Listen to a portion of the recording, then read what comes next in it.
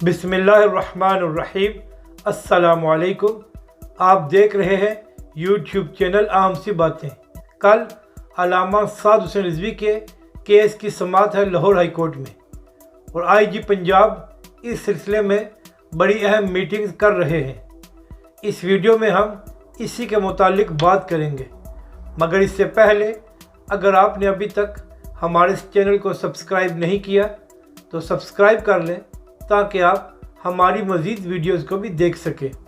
अल्लामा साद हुसैन रिजवी साहब पिछले 5 महीनों से जेल में हैं और कल उनके केस की समाअत है और हुकूमत ने जवाब देना है कि अदालत के हुक्म के बावजूद साद रिजवी साहब को रिहा क्यों नहीं किया गया।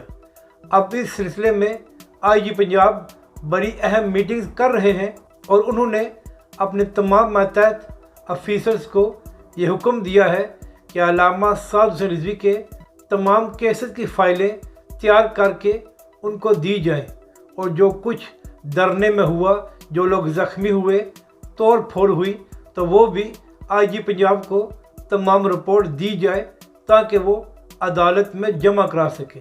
मगर शायद आईजी साहब भूल गए हैं कि जब धरना हुआ, तोड़ फोड़ हुई और जो कुछ पुलिस ने किया, उस वक्त अल्लामा साद हुसैन रिजवी जेल में थे।